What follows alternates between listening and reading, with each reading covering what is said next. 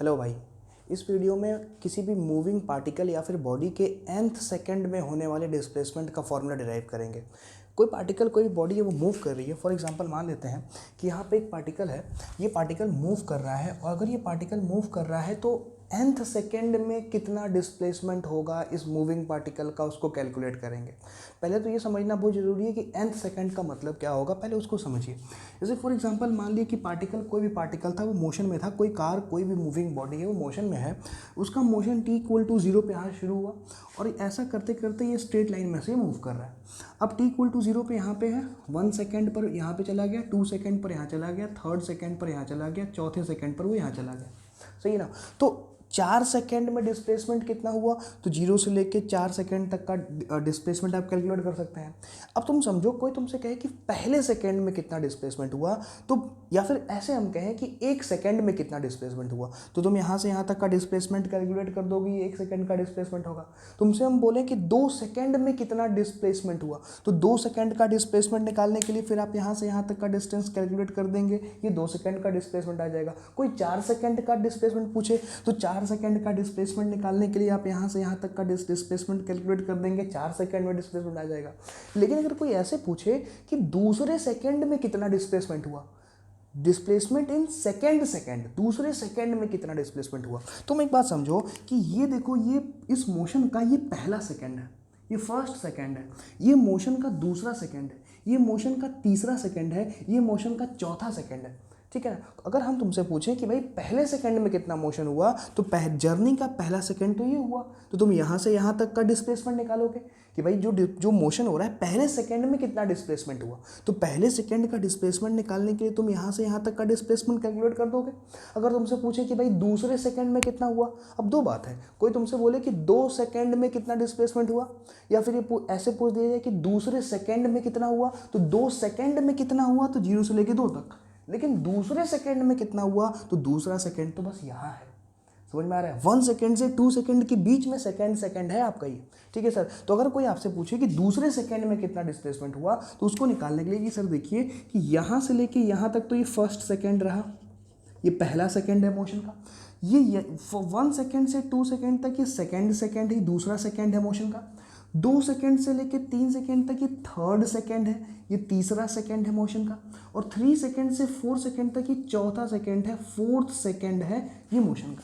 अगर हम तुमसे पूछे कि 3rd सेकंड में, तीसरे सेकंड में कितना डिस्प्लेसमेंट हुआ, तो तुम समझो कैसे कैलकुलेट करोगे। सर असल में आप यहाँ से लेके यहाँ तक का डिस्प्लेसमेंट पूछ रहे हैं, आप हमसे आप पूछ रहे हैं कि तीसरे सेकंड में कितना डिस्प्लेसमेंट हुआ, तो हम तो कह रहे हैं कि 2 सेकेंड में कितना डिस्प्लेसमेंट हुआ वो कैलकुलेट कर लें, डिस्प्लेसमेंट इन 2 सेकेंड, और साथ साथ में 3 सेकेंड में कितना डिस्प्लेसमेंट हुआ वो कैलकुलेट कर लें। 2 सेकेंड में कितना डिस्प्लेसमेंट हुआ वो कैलकुलेट कर लिए, 3 सेकेंड में कितना डिस्प्लेसमेंट हुआ वो कैलकुलेट कर लिए। अगर 3 सेकेंड के डिस्प्लेसमेंट को 2 सेकेंड के डिस्प्लेसमेंट से हम लोग माइनस कर दें, तो क्या तीसरे सेकेंड का डिस्प्लेसमेंट नहीं आ जाएगा? क्या बात समझ में आ रही है कि नहीं आ रही है? तो अभी इसके पहले वाले वीडियो में आपने देखा होगा कि न्यूटन का इक्वेशन हमने डिराइव करवाया। तो उस न्यूटन के इक्वेशन में ये जो फॉर्मूला आया S = ut + ½ at², ये तुमको किसी भी n सेकेंड का या किसी भी t सेकेंड में होने वाले टोटल डिस्प्लेसमेंट को बताता है कि कितना डिस्प्लेसमेंट हुआ। लेकिन यहाँ पर बात थोड़ी अलग है, यहाँ पे हम nth सेकेंड के डिस्प्लेसमेंट को कैलकुलेट करना चाह रहे हैं कि भाई पहले सेकेंड के दौरान कितना हुआ। अब 2 सेकेंड में कितना हुआ, तो ये फॉर्मूला लगा दो। दूसरे सेकंड में कितना हुआ, तो दूसरे सेकंड में कितना हुआ, तो 2 सेकंड में इतना डिस्प्लेसमेंट, 1 सेकंड में इतना डिस्प्लेसमेंट। अब 2 सेकंड के डिस्प्लेसमेंट को 1 सेकंड के डिस्प्लेसमेंट से घटा दो, तो दूसरे सेकंड का डिस्प्लेसमेंट आ जाएगा। समझ में आ रहा है कि नहीं आ रहा है? तो यहाँ पर जो डिस्प्लेसमेंट इन nth सेकंड का मतलब है कि किसी भी nth सेकंड में कितना डिस्प्लेसमेंट हुआ। अब फॉर एग्जांपल थोड़ा ध्यान से सुनिए मेरी बात को, अगर आपको चौथे सेकंड का डिस्प्लेसमेंट निकालना है, तो क्या 4 सेकंड के डिस्प्लेसमेंट को 3 सेकंड के डिस्प्लेसमेंट से घटा दोगे कि सर 4 सेकंड में इतना डिस्प्लेसमेंट हुआ, 3 सेकंड में सर इतना डिस्प्लेसमेंट हुआ। अगर 4 को 3 से घटा देंगे तो चौथे सेकंड का डिस्प्लेसमेंट आ जाएगा। तीसरे सेकंड का अगर डिस्प्लेसमेंट निकालना है कि 3rd सेकंड में कितना डिस्प्लेसमेंट हुआ, 3 सेकंड तुम्हें ना, डिस्प्लेसमेंट इन 3 सेकंड नहीं, डिस्प्लेसमेंट इन 3rd सेकंड, कि तीसरे वाले सेकंड में कितना हुआ, सिर्फ तीसरे सेकंड में कितना हुआ। 3 सेकंड के दौरान कितना हुआ, तो 0 से लेकर 3 सेकंड निकालना होगा। 3rd सेकंड में कितना हुआ, तो 2 से लेके 3 सेकेंड के बीच का डिस्प्लेसमेंट निकालना होगा। तो अगर थर्ड सेकेंड निकालना होगा तो क्या 3 के डिस्प्लेसमेंट को 2 के डिस्प्लेसमेंट से घटा दोगे तो आंसर आ जाएगा।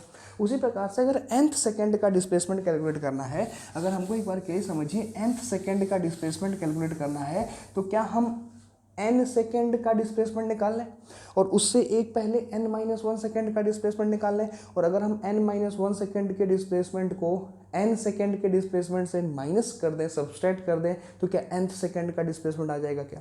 या समझो इस चीज़ को, मान लेते हैं कि कोई भी पार्टिकल p है, अपनी जर्नी यहाँ से स्टार्ट किया, t इक्वल टू 0 से स्टार्ट किया और चलते जा रहा है चलते जा रहा है चलते जा रहा है और यहाँ पहुँच गया t इक्वल टू n पे, यानी time t equal to n second हो गया यहाँ पे।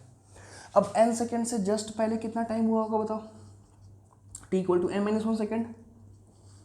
तो एक सेकेंड पहले कितना टाइम हुआ होगा, t equal to n-1 second.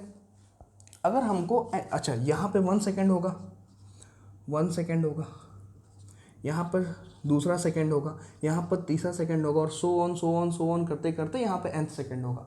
अब कोई पूछे फर्स्ट सेकेंड कौन सा है, तो ये देखो, ये पहला सेकेंड है, ये दूसरा सेकेंड है, ये तीसरा सेकेंड है, सिमिलरली चौथा पांचवा करते करते ये nth सेकेंड है। हम इसका डिस्प्लेसमेंट निकालना चाहते हैं कि भाई nth सेकेंड में कितना डिस्प्लेसमेंट हुआ, कि अंतिम वाले nth सेकेंड में कितना डिस्प्लेसमेंट हुआ।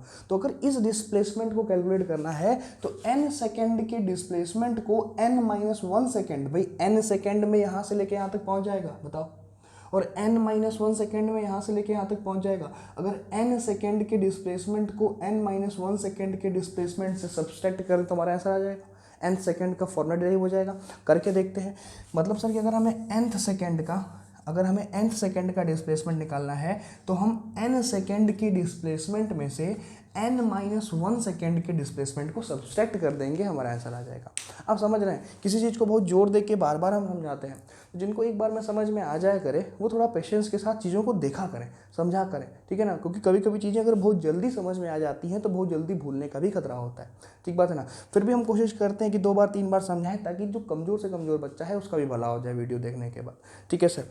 आइए निकालते हैं n सेकेंड में कितना डिस्प्लेसमेंट, फॉर्मूला याद है ना, डिस्प्लेसमेंट का क्या था, s बराबर ut plus half at square. अपन लोग मान लेते हैं कि यहाँ पर इसकी इनिशियल वेलोसिटी u है, पार्टिकल p की इनिशियल वेलोसिटी कितनी है, u है, और लगवाओ, अलग से लिखते हैं यार, अलग से लिखते हैं कि n सेकेंड में कितना डिस्प्लेसमेंट हुआ होगा u, टाइम कितना है बताओ n सेकेंड, तो t के प्लेस पर n लिख देंगे, अरे भाई ut plus half at square, तो n सेकेंड n, ठीक है ना, ut plus half acceleration a है और t का स्क्वायर बोले तो n स्क्वायर, और s n-1 सेकेंड में कितना होगा ut, टाइम के प्लेस पर अब कितना सेकेंड है n-1 second, plus 1/2 acceleration a into n-1 का होल स्क्वायर।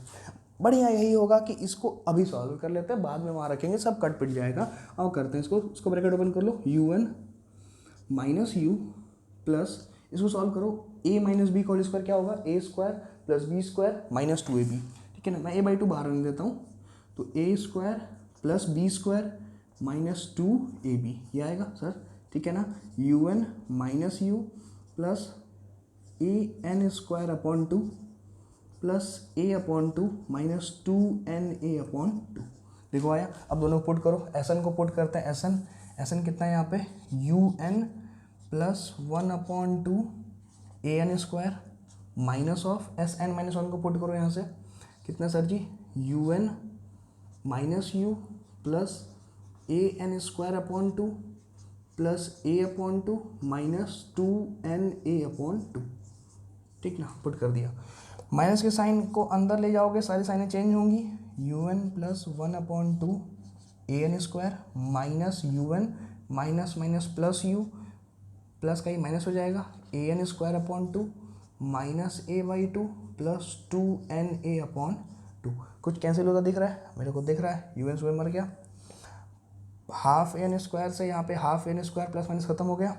देखो u बचा, u को अलग कर देते हैं, यहाँ कितना बचा 2na/2 और माइनस यहाँ पे कितना बचा आपका a/2। ध्यान से देखो, यहाँ पे 2na/2 कुछ छूटा तो नहीं ना, 2na/2 माइनस कितना बचा यहाँ पे a/2। अच्छा, इसमें से बताइए क्या a/2 कॉमन कर सकते हैं क्या, कॉमन करके देखते हैं, u प्लस यहाँ से हम एक बार के लिए 1/2 टाइम्स ऑफ ए कॉमन कर लिए तो कितना बचा बताओ, 2n-1 बचा। और ये एसएनथ का फॉर्मूला आ गया कि nth सेकेंड में जो डिस्प्लेसमेंट होगा, nth सेकेंड में होने वाले डिस्प्लेसमेंट के लिए फॉर्मूला आपके सामने डिराइव हमने कर दिया, u + 1/2 a × 2n-1।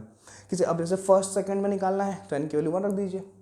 अगर आपको फिफ्थ सेकेंड में निकालना है तो फिफ्थ सेकंड का मतलब 5वें सेकंड में, सिर्फ 5वें सेकंड में, तो 0 से लेके 1 सेकंड, 0 से लेके 1 तक 1 सेकंड, फिर 1 से लेके 2 तक दूसरा सेकंड, फिर 2 से लेके 3 तक तीसरा सेकंड, 3 से लेके 4 तक फोर्थ सेकंड, और t = 4 सेकंड से लेके t = 5 सेकंड तक ये 5वां सेकंड होगा।